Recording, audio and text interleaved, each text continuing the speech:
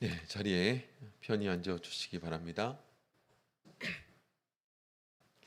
먼저 우리 하나님 말씀 같이 찾겠습니다. 출애굽기 7장에서 11장에 있는 애굽에 나타난 10가지 재앙에 대한 내용을 오늘 이 시간 같이 살펴보고자 하는데요. 이 내용을 다 읽을 수는 없죠. 그래서 오늘은 출애굽기 7장 14절에서 출애굽기 7장 14절에서 19절까지만 찾겠습니다. 출애굽기 7장 14절에서 19절까지 같이 먼저 읽겠습니다.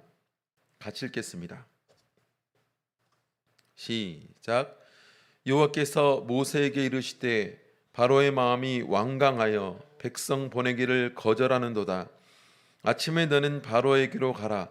그가 물로 나오리니 너는 하숫가에 서서 그를 맞으며 그 뱀 되었던 지팡이를 손에 잡고 그에게 이르기를 히브리 사람의 하나님 여호와께서 나를 왕에게 보내어 이르시되 내 백성을 보내라. 그들이 광야에서 나를 섬길 것이라 하였으나 이제까지 내가 듣지 아니하는도다.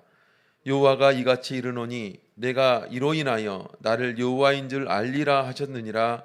볼지어다 내가 내 손에 지팡이로 하수를 치면 그것이 피로 변하고 하수의 고기가 죽고 그 물에서는 악취가 나리니 애굽 사람들이 그 물 마시기를 싫어하리라 하라. 여호와께서 또 모세에게 이르시되 아론에게 명하기를 내 지팡이를 잡고 내 팔을 애굽의 물들과 하수들과 운하와 못과 모든 호수 위에 펴라 하라. 그것들이 피가 되리니 애굽 온 땅에와 나무 그릇에와 돌 그릇에 모두 피가 있으리라. 아멘. 그 이후에 20절부터 보면 그 말씀대로 모든 애굽에 있는 모든 물들이 다 피가 되는 내용에 대해서 말씀해 주고 있습니다. 오늘 여기 있는 내용을 근거로 해서 그리고 앞으로 계속 앞부분에서 살펴보고자 하는 내용을 통해서 애굽에서 나타난 10가지 재앙에 대한 내용을 같이 살펴보고자 합니다.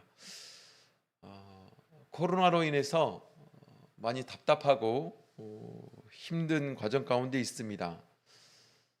더군다나 교회가 이 코로나로 인해서 상당한 영향을 이렇게 받게 되었죠.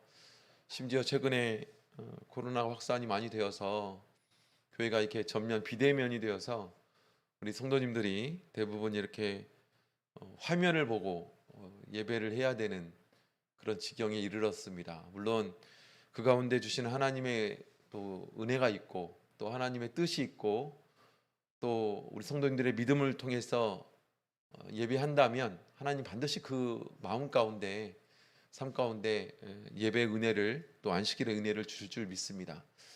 그런데 이 코로나로 인해서 많은 사람들이 고통 가운데 있고 또 오늘날 교회도 이렇게 피해를 받고 있지만 많은 소상공인들도 경제적인 타격 때문에 지금 많은 사람들이 지금 이렇게 자살도 하고 또 폐업도 하고 그러고 있다고 합니다. 그래서 경제적인 타격이 너무 심하다 보니까 지금 뭐 이렇게 건물을 가지고 있는 사람들도 계약이 만료가 돼서 이렇게 소상공인들이 이렇게 나가게 되면 다시 창업하는 사람들이 없어가지고 비어 있는 사무실들도 지금 너무나 많이 있다고 합니다. 그래서 어떻게 보면 전 국민들이 전 세계가 다 고통 가운데 있고 힘든 가운데 있는데 재미있는 사실은 이런 고통 가운데 있음에도 불구하고 코로나로 인해서 특수 효과를 누리는 사람들도 있다라는 겁니다. 바로 쇼핑몰들 있죠. 유례 없는 사상 많은 그런 재물들을 쇼핑몰들은 모으고 있다라는 거죠. 그리고 각종 배달업체들, 우리는 많이 고통받고 있지만 한편으로 똑같은 이유로 어떤 사람들은 엄청난 특혜를 누리고 있고 많은 부를 축적하고 있고 또 그 사람들의 입에서는 막 그 표현은 많이 못하고 있지만 행복하다 이렇게만 갔으면 좋겠다 하는 사람들도 있다는 거죠. 뉴스를 보니 심지어 배달하는 그 사람도 한 달 수입이 뭐 800만 원, 막 1000만 원 이렇게 간대요. 네. 근데 코로나가 아니었다면 그분들은 또 그렇게까지 수입을 얻지 못했지 않았습니까? 똑같은 코로나인데 어떤 사람들은 고통 가운데 있고 어떤 사람들은 큰 혜택 가운데 또 행복의 비명을 지르는 일이 벌어지고 있다. 이런 일들은 신앙 가운데서 또 발견하는 것들을 보게 됩니다. 복음이 그러하죠. 복음의 혜택 가운데 있는 사람은 복음을 통해서 구원을 얻고 복음을 통한 참된 행복 가운데 참된 행복의 길을 걸어갑니다. 그런데 복음을 받아들이지 않은 사람들은 그 복음이 심판의 도구가 되어서 영원한 고통 가운데 갈 수밖에 없는 그 도구가 복음이죠. 그에 따라서 심판 또한 마찬가지입니다. 심판은 그리스도인들에게 있어서는 어떻습니까? 바로 승리의 기회이고 승리의 때입니다. 이제는 그동안 때로는 신앙을 통해서 고통받고 피해받고 억눌렸고 인내했던 참았던 모든 것들이 바로 심판을 통해서 보상받습니다. 그래서 심판은 승리의 창가죠. 그런데 복음을 받아들이지 않은 사람들에게서는 심판은 이제는 영원한 고통, 영원한 아픔, 세상에서도 맛보지 못했던 견딜 수 없지만 견뎌야 되는 엄청난 고통의 영원함이 그 심판 가운데 있습니다.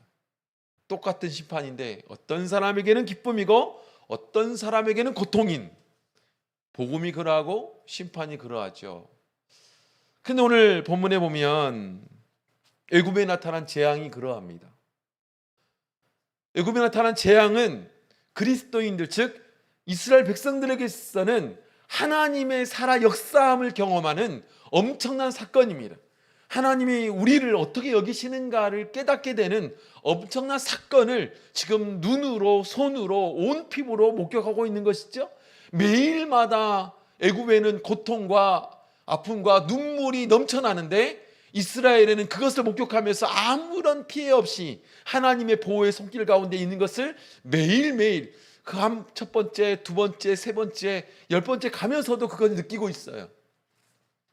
근데 똑같은 재앙에서 이 애굽에서는 어떻습니까? 그것이 온전히 고통 가운데 있습니다. 피, 개구리, 이, 파리, 악질, 독종, 우박, 메뚜기, 흑암, 장자, 이런 엄청난 재앙들이 있을 때마다 더더욱 더 애굽이라는 나라는 무너지고 또 무너지고 또 무너지는 엄청난 일이 벌어지고 있는데 똑같은 사건에서 애굽 사람과 이스라엘 사람들, 애굽의 백성과 이스라엘의 백성들이 이렇게 다른 양상으로 나타나고 있더라라는 겁니다. 마치 동전의 양면처럼 같이 따라오는 거죠. 가끔 이 세상에 믿지 않는 사람들로 하여금 이런 질문을 받습니다. 너희가 믿는 하나님은 사랑의 하나님이고 너희가 믿는 하나님은 긍휼의 하나님이라고 구원의 하나님이라고 말하면서 내가 성경을 보니 수없이 많은 사람들이 하나님의 손에 의해서 죽임을 받고 수없이 많은 사람들이 고통 가운데 하나님께서 몰아넣고 이런 엄청난 재앙을 주는 그 하나님이 정말 사랑의 하나님이냐? 내가 그런 하나님을 어떻게 믿을 수 있냐? 나는 그런 하나님 믿지 못하겠다. 너나 믿어라. 그렇게 이야기하는 분들이 있죠. 여기 있는 10가지 재앙 또한 마찬가지입니다. 이스라엘 백성들을 보호하는 하나님과 동시에 애굽이란 나라가 어떻게 돼버렸습니까? 그야말로 뭐 장자의 재앙에서는 곡소리 나지 않는 집이 없습니다. 심지어 동물들까지 거미 된 동물의 그 울음소리, 처절한 새끼가 죽어가는 것을 경험할 수밖에 없는 고통. 어떻게 이럴 수가 있는가? 근데 왜 이런 재앙이 있을까요? 나중에 보도록 하겠지만 이스라엘 백성들이 출애굽한 이후에 하나님께서는 어디로 그 이스라엘 백성들이 끌고 가십니까? 가나안에 끌고 가십니다. 그런데 가나안 땅이라는 곳이 비어져 있는 땅이냐? 그러지 않았어요. 그 가나안 땅에는 바로 가나안의 7족속이라 하는 사람들이 터를 잡고 살고 있었습니다. 그런데 하나님께서 그 땅을 하나님 백성에게 주겠다는 거예요. 그리고 여호수아서에 보면 하나님의 백성들이 그 가나안 땅에 있는 7족속을 무력을 사용해서 무찌르고 쫓아냅니다. 어떻게 이럴 수 있느냐? 우리 창세기 15장 보겠습니다. 창세기 15장 말씀.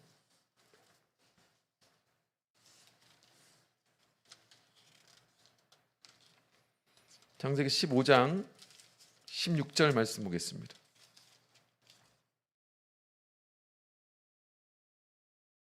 이 내용은 하나님께서 아브라함을 통해서 바로 애굽에서 400년 동안 이스라엘 백성들이 노예로 고통을 받고 그 이후에 400년이 지난 이후에 많은 재산을 가지고 애굽에서 이 노예로 해방되어 이제 그 가나안에 정착하게 될 것이다 라는 것을 말씀해 주는, 예언해 주는 내용이 기록되어 있죠.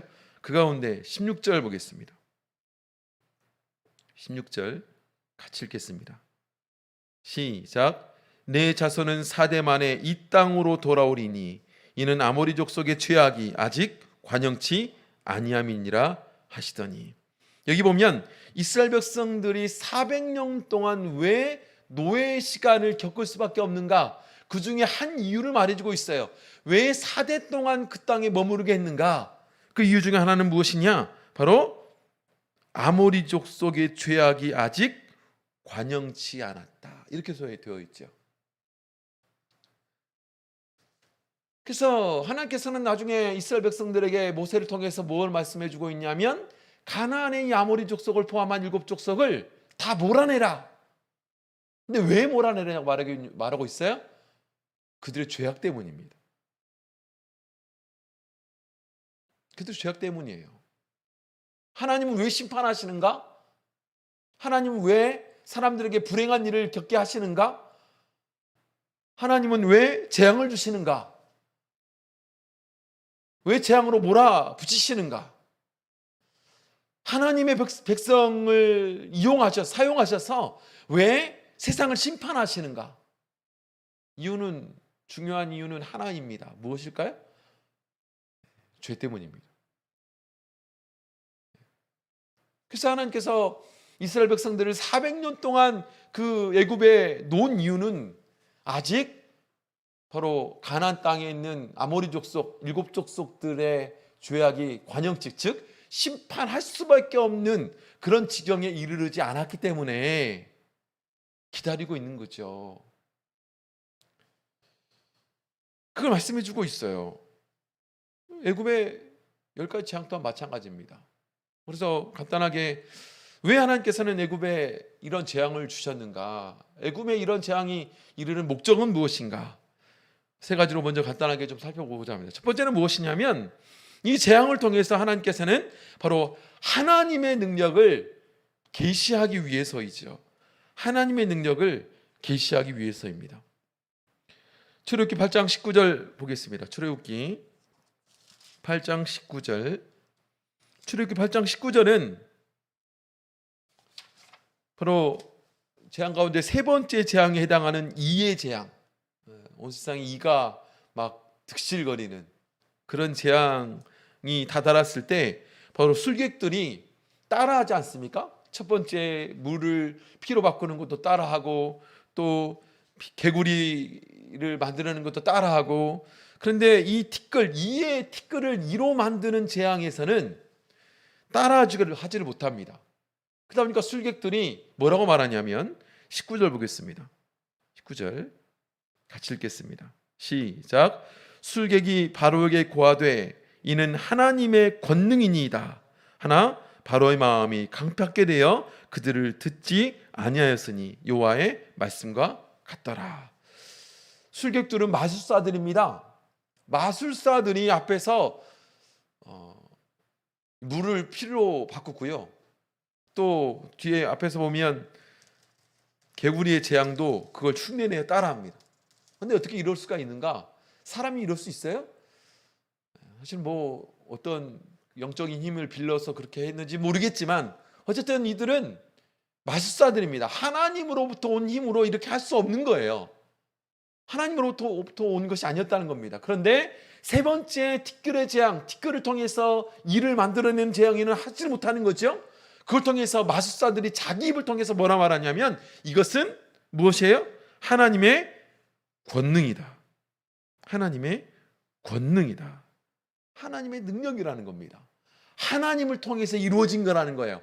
그것을 마술사의 입을 통해서 지금 말하고 있는 거죠. 마술사의 입을 통해서. 이 재앙이라는 것이 사람으로는 할 수 없습니다. 만약 이 코로나가 재앙이라면 사람으로 할 수 없는 거죠. 만약 혹수가 사람으로 할 수 있는 거라면 방지했겠죠. 근데 사람으로 할 수 없는 거예요. 유럽에 그 홍수가 닥쳐가지고 엄청나게 많은 사람이 죽어가고 또 IT 지진처럼 지진이 일어나서 수없이 많은 건물들이 무너지고 나라가 휘청거리고 사람이 죽어가는 이런 일이 벌어지면 이게 사람이 할 수 없는 것을 보게 되는 것이죠. 그런데 여기 있는 술객들은 이런 재앙들을 통해서 뭘 발견하냐면 사람은 할 수 없는 이게 하나님의 권능이라는 거. 하나님이 하신 것이다. 하나님이 하신 것이다. 이렇게 말하고 있다는 겁니다. 그래서 출애굽기 9장 16절에 보면 하나님이 모세를 세우고 그를 통해서 이런 기적들을 행하시고 또 애굽 땅에 재앙을 베푸시는 이유가 단적으로 잘 나타난 내용이 기록되어 있는데요. 우리 출애굽기 9장 보겠습니다. 출애굽기 9장 16절.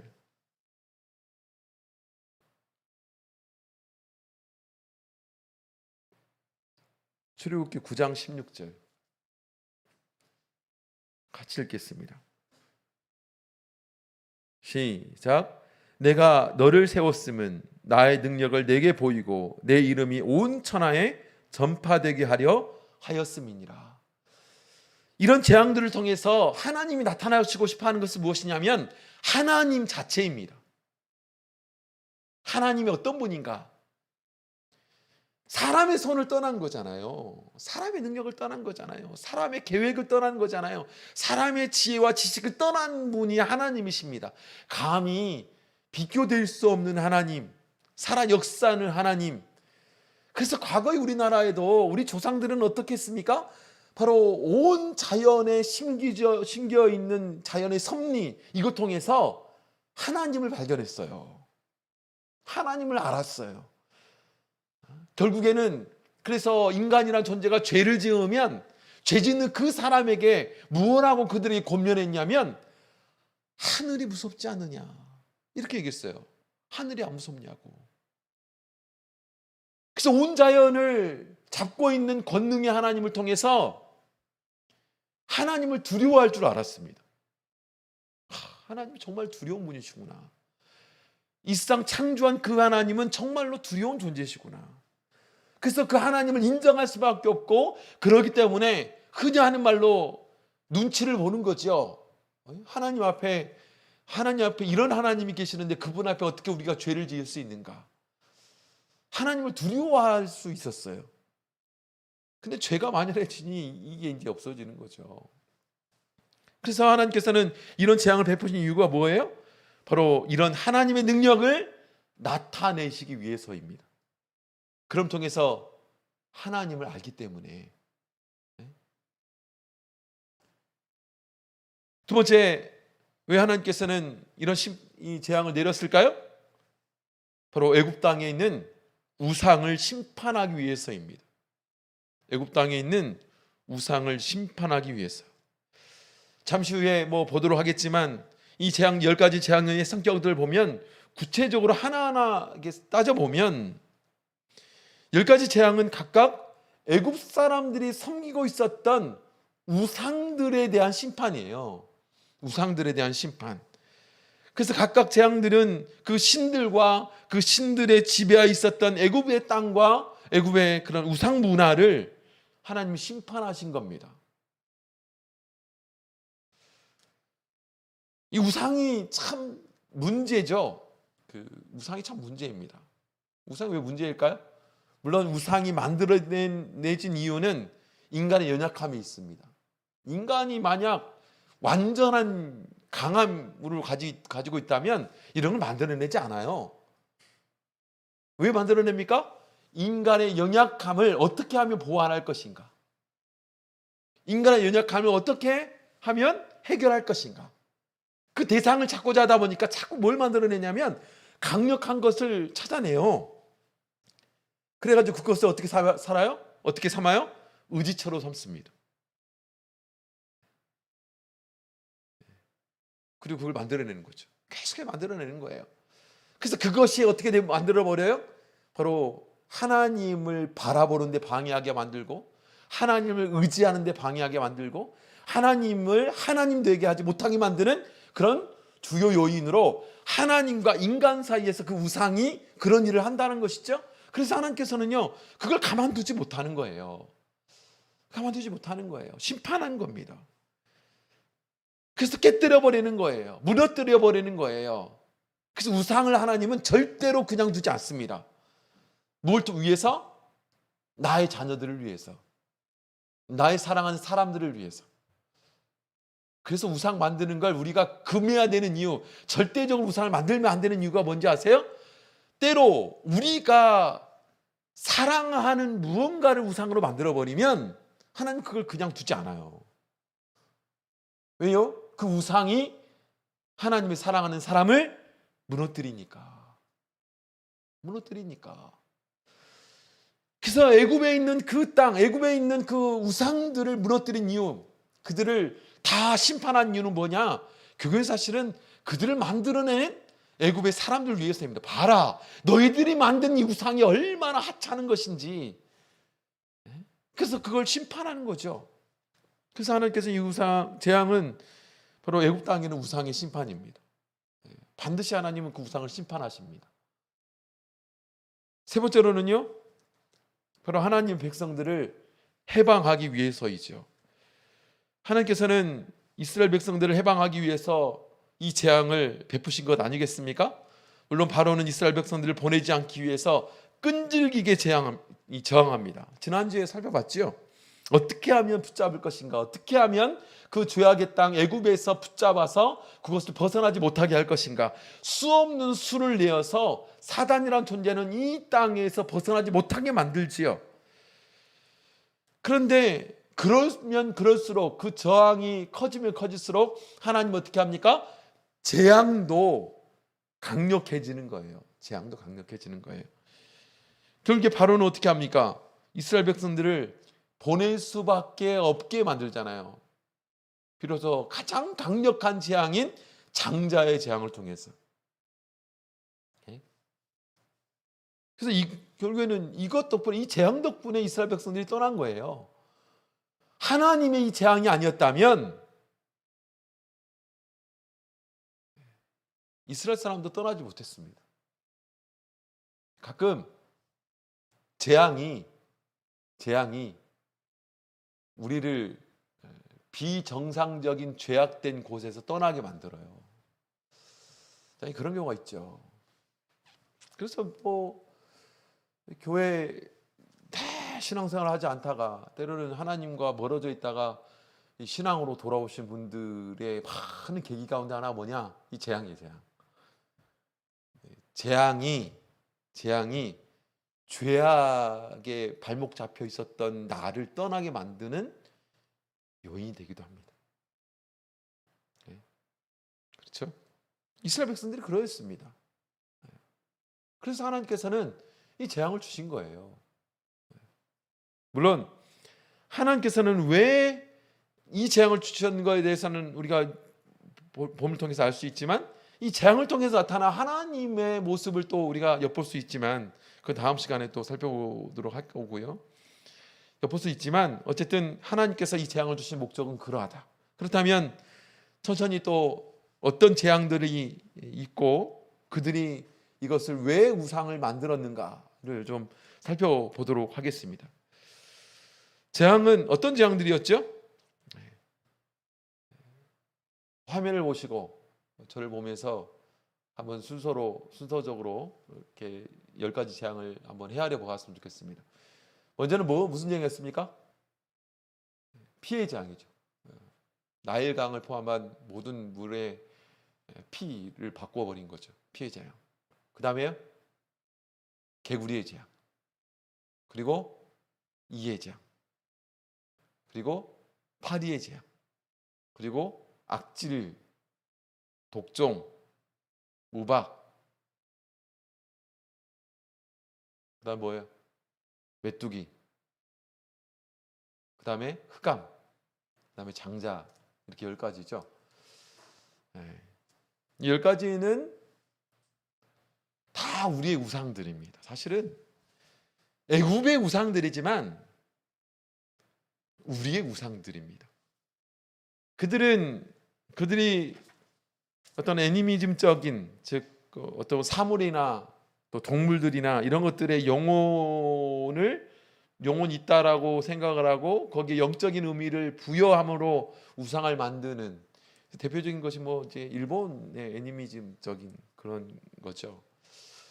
모든 사물에 다 영이 깃들어 있고, 그래서 이제 그들을 위한 막 제사도 하고 막 그러잖아요. 여기가 그랬죠. 그 애굽이라는 나라가 그러했습니다. 그런데 모든 우상의 출발은 사람에서 시작을 해요. 사람이 만드는 겁니다. 그 사람이 마음에서 만들어냅니다.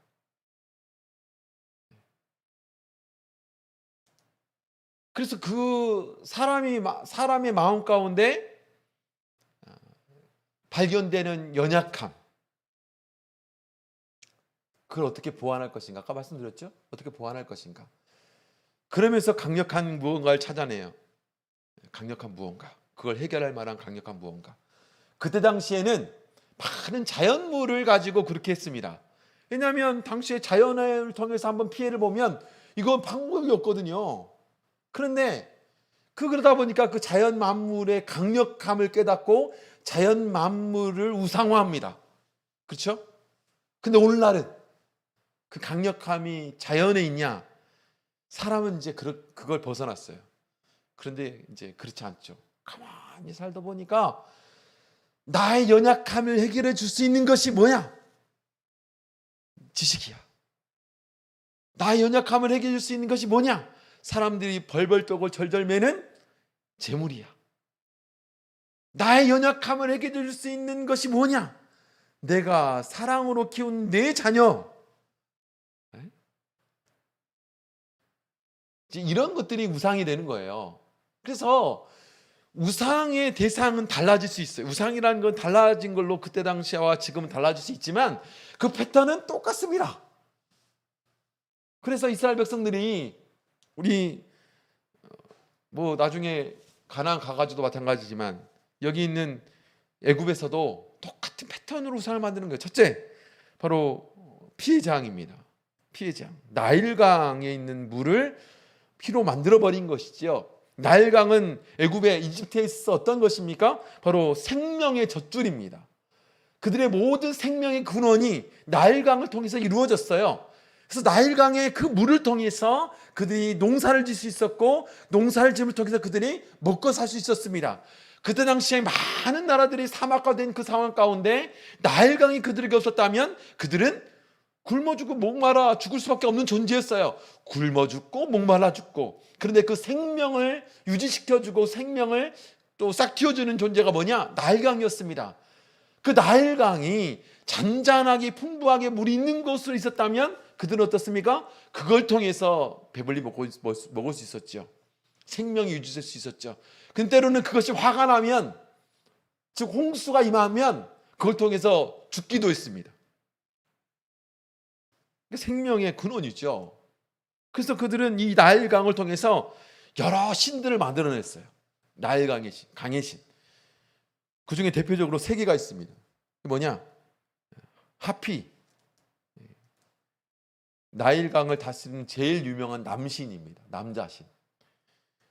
그리고 이시스, 나일강을 다스리는 대표적인 여자신. 그래서 이게 인간이 만들어냈다라고 하는 이유가 우상을 인간화하잖아. 인간화. 그래서 하나님도 인간화하는. 그래서 인간처럼 남자가 있으니까 여자도 있어야 되는 거 아니냐. 그래서 나일강에는 남자신도 있고 여자신도 있습니다. 이걸 대표적으로 따라한 종교가 있어요. 뭐예요? 뭡니까? 사실 천주교입니다. 천주교는 우리 마리아를 숭배하는 신앙이 있죠. 하나님과 비슷한 여신, 그게 마리아입니다. 마리아. 사실 대표적인 애니미즘이죠. 그리고 요즘 득세하는 하나님의 교회. 아버지 하나님만 있냐? 어머니 하나님도 있다. 다 거기서 시작한 겁니다. 근데 그게 대표적으로 나일강을 통해서 나타나고 있더라는 것입니다. 왜 그들이 그렇게 했어요? 생명의 근원은 나일강에서 시작하는 거야. 근데 그렇습니까? 생명의 근원이 강에 있습니까? 안타깝지요. 생명의 근원은 하나님께 있는 겁니다. 그리고 또 나일강의 신이 바로 크놈이라는 신인데 이건 넘어가도록 하겠습니다. 두 번째 재앙은 뭡니까? 개구리의 재앙. 개구리의 재앙. 어릴 때 개구리 장난감으로 많이 이용했던 것 같습니다. 어릴 때는 장난감이었죠. 뭐 어릴 때는 뭐 많이 장난감이 없었으니까 이 개구리 잡아가지고 이렇게 그 해부도 하고 또 개구리 잡아가지고 그 엉덩이에 빨대 꽂아가지고 불면 배가 이렇게 부풀어오릅니다. 그리고 이렇게 물에 던져놓으면 둥둥둥 떠 이렇게. 이제 그거 구경하기도 하고 또 개구리 잡아가지고 물론 이제 식용개구리를 먹기도 했죠. 구워 먹으면 그 다리살이 정말 맛있습니다. 개구리 또 이걸 잡아가지고 이렇게 분해를 해가지고 닭한테 던져주면 닭이 얼마나 잘 먹는지 몰라요. 닭 모이로도 주기도 했고. 그런데 애굽 사람들은 이것을 신처럼 생각했어요. 개구리의 장점이 뭐냐? 가만 보니까 개구리는 생산력이 엄청납니다. 생산력이 엄청나요. 그래서 여러분 가끔 개구리를 가다 보면 봄 되면 어떻습니까? 개구리 알이 막 구물구물하죠. 징그러울 구물구물하잖아요. 개구리 한 마리가 막 그 알을 낳으면 몇백 개의 알을 낳습니다. 거기서 개구리가 깨어나는 거죠. 그러다 보니까 이 생산력이 좋은 개구리를 다산의 신으로 섬겼어요. 여인의 출산을 돕는 다산의 신. 그래서 애굽 사람들은 역사적으로 전통적으로 개구리를 먹지 않아요. 하나는 뭐냐? 다산의 상징이 신이었기 때문에. 그래서 이 개구리의 뜻을 가진 그 대표적인 신이 헤케트라는 신인데, 헤케트의 단어의 뜻이 뭐냐?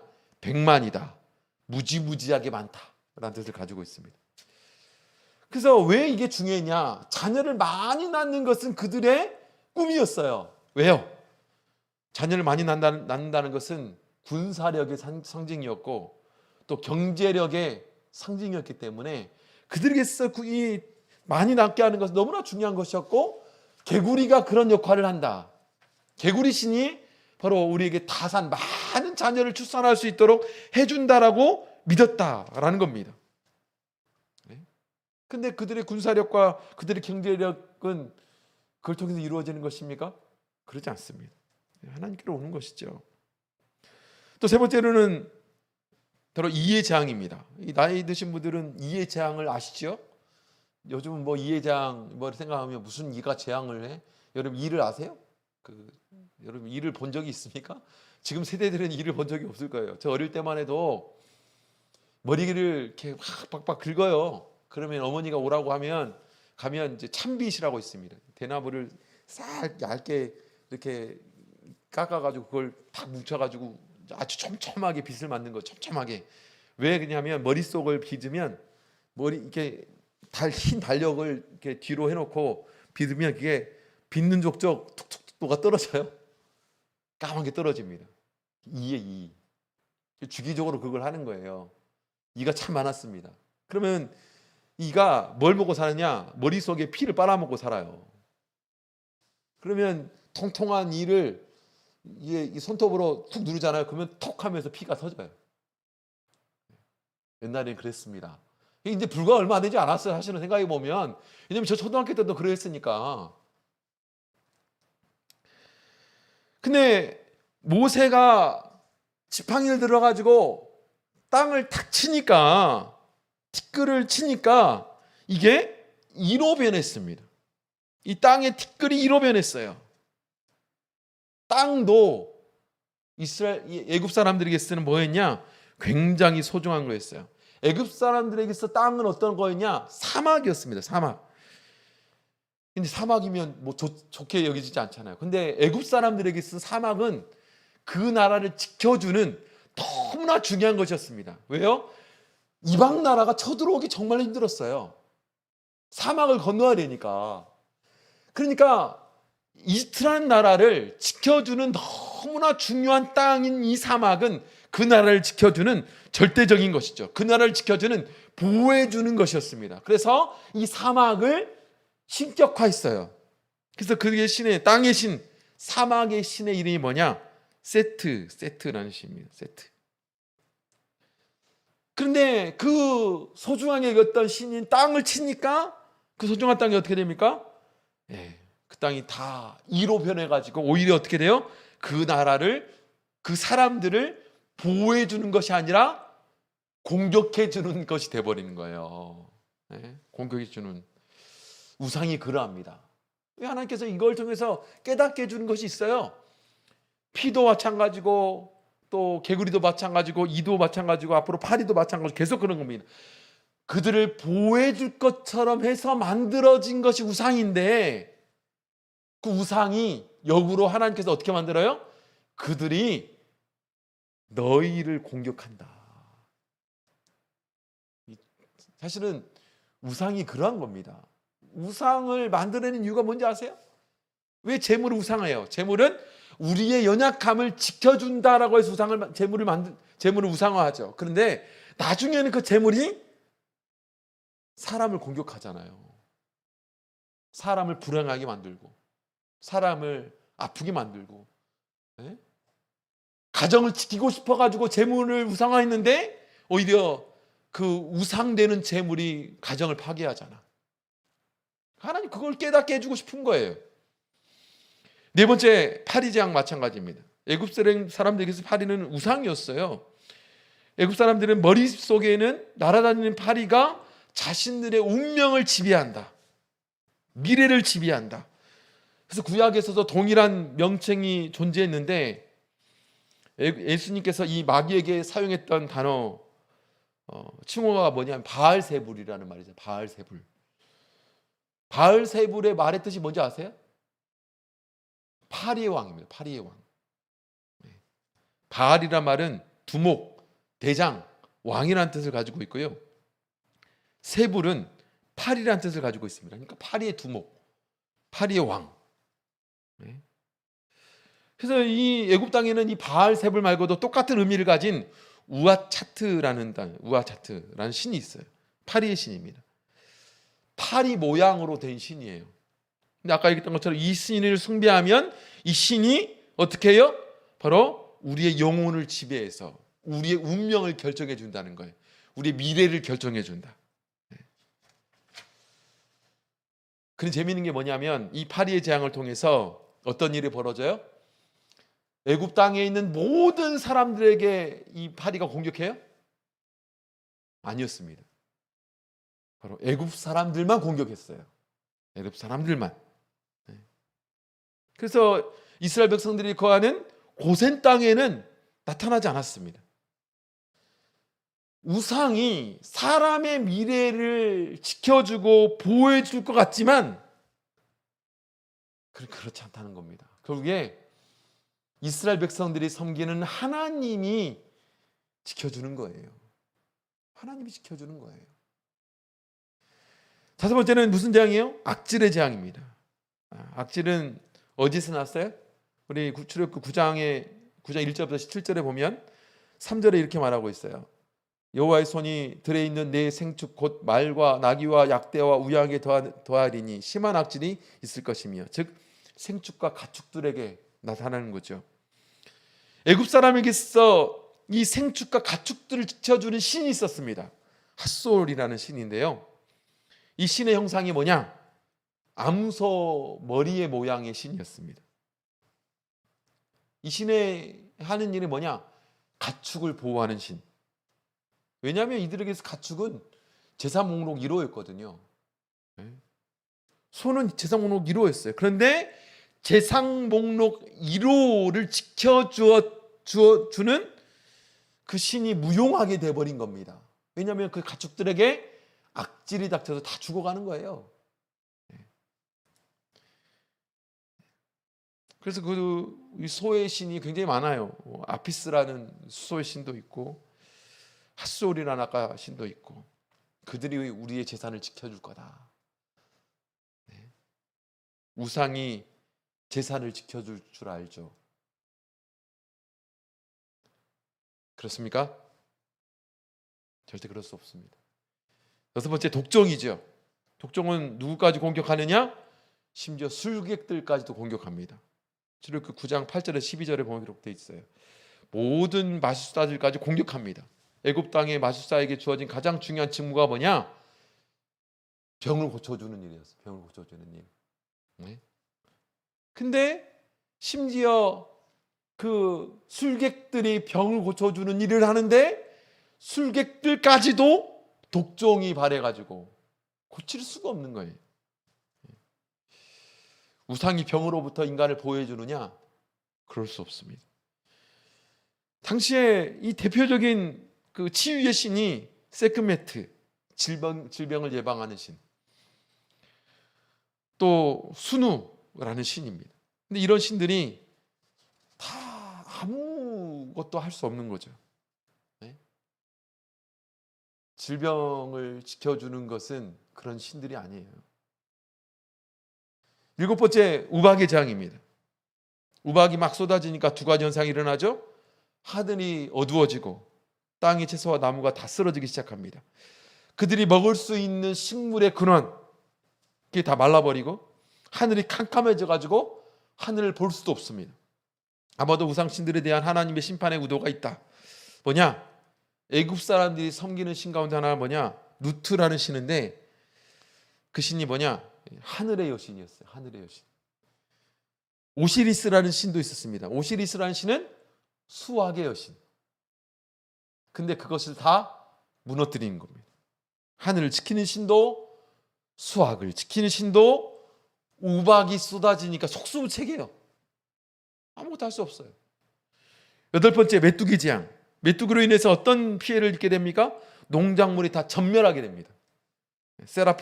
세스라는 농작물을 보호하는 신이 있었어요. 근데 이 메뚜기의 공격에 다 잃어버리죠. 무력하게 됩니다. 가끔 뭐 이런 메뚜기의 재앙은 오늘날도 보게 되는 것이기도 하지 않습니까? 아홉 번째, 흑암의 재앙입니다. 태양은 다시 떠오르지 않습니다. 애굽에 있을 때 태양은 엄청난 신이죠. 이것은 모든 에너지의 근원. 이건 오늘날도 그렇잖아요. 오늘날도 모든 에너지의 근원, 태양. 태양을 주위로 이 지구가 돌고 있고. 그러니까 많은 사람들을 태양을 그렇게 모든 에너지의 신, 지켜주는 것으로 말하죠. 그래서 애굽에서도 가장 대단한 신이 뭐냐? 이 태양신이에요. 라신, 라. 그래서 오늘날에도 많은 신들이 그런 신들을 말하죠. 그래서 뭐 여러분 잘 아시지만 크리스마스나 주일, 이게 어디에서 시작한 거예요? 그때 당시에 태양신을 섬기는 이 종교에서 만들어진 거잖아요. 주일이나 태양신.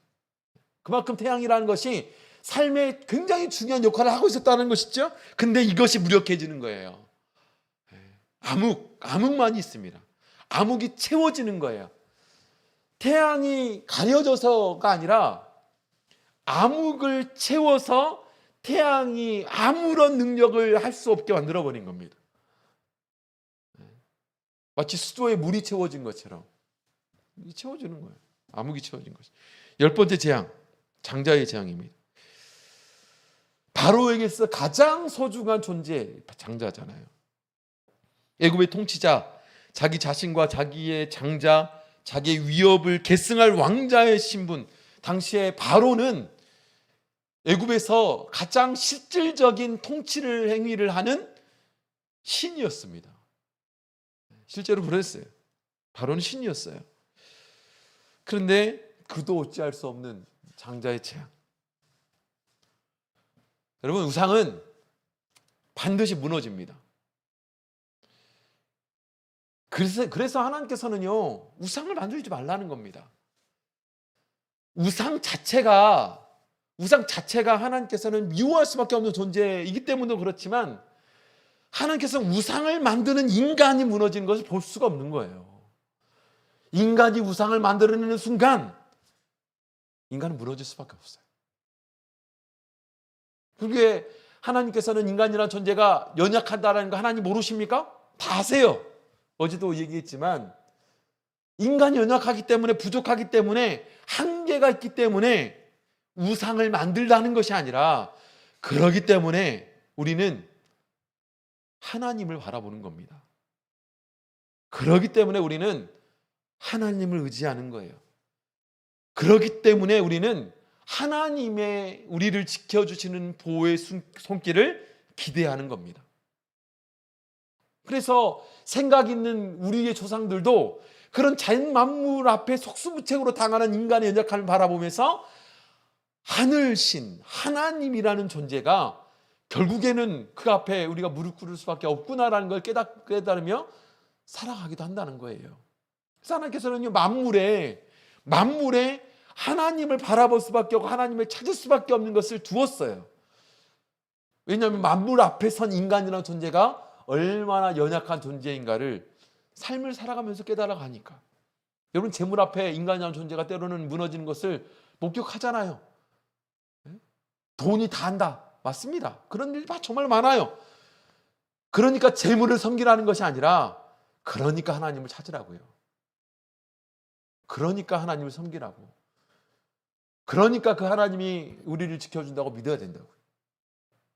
자녀라는 존재가 얼마나 우리에게 소망되는 존재입니까? 자녀를 키울 때 우리 자녀가 모든 소망이 담겨진 주체로 자녀를 키워요. 그런데 이 자녀가 조금만 커보세요. 이 자녀가 부모를 배반해요. 자녀가 부모를 배신해요. 그러면 깨달아야 되잖아. 결국에 우리가 의지하고 우리가 바라봐야 되는 분은 하나님밖에 없어요. 이 세상에 아무리 둘러봐도 하나님밖에 없어요. 무슨 우상들이, 무슨 우리가 만들어낸 그 재물들이 무엇을 우리에게 해줄 수 있습니까? 그걸 알아야 됩니다. 그걸 알라고 지금 우리에게 이 말씀해 주고 있는 거예요. 왜 하나님께서 이걸 우리에게 이 성경을 통해서 우리에게 말씀해 주고 있겠습니까? 너희에게도 만약 우상이 있다면 재앙을 주겠다는 겁니다. 재앙이 무너짐을 통해서 우리가 고통스러울 수도 있어요. 그런데 우리가 알아야 되죠? 이걸 통해서 하나님의 능력을 발견하십시오. 이걸 통해서 이 우상이라는 것이 얼마나 큰 죄악된 것인지에 대해서 하나님의 심판을 바라보시기 바랍니다. 그리고 이걸 통해서 돌이키는 우리라면 바로 우리를 하나님께로 인도하는 수단이 하나님의 재앙을 심판하는 이 심판이었다는 것을 잊지 마시고, 이 재앙을 통해서 우상을 심판하는 것이 바로 우리가 하나님께로 돌아가는 길이었다는 것을 잊지 마시고, 오직 그 하나님 앞에 나아가서 순전한 믿음을 간직하고 오직 하나님을 의지하며 하나님을 우리의 조력자, 또 우리를 도와주시는 주체가 됨을 믿고 의지하는 저와 여러분 되시기를 간절히 원합니다. 같이 기도하겠습니다. 오늘 들으신 말씀 생각하시면서 기도하겠습니다. 우리에게 있는 우상은 무엇일까요?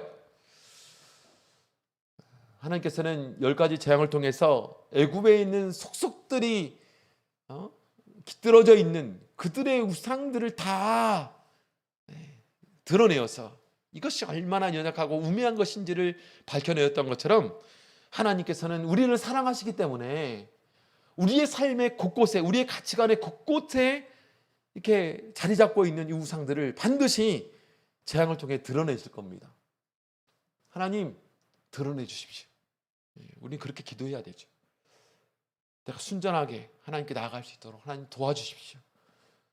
우상에 물들지 아니하고 우상에 고개 숙이지 아니하고 무릎 꿇지 아니하는 순전한 믿음을 간직할 수 있도록 저를 도와주옵소서. 같이 성령을 위해서 기도하겠습니다. 아울러서 세 가지 기도 있죠. 윤성호 목사님과 그 자녀들 위해서 기도해 주시고, 또한 성령 받지 못하는 성도님들, 그리고 미얀마 우리 성도님들 위해서 또한 계속 기도해 주시기 바랍니다. 같이 기도하겠습니다.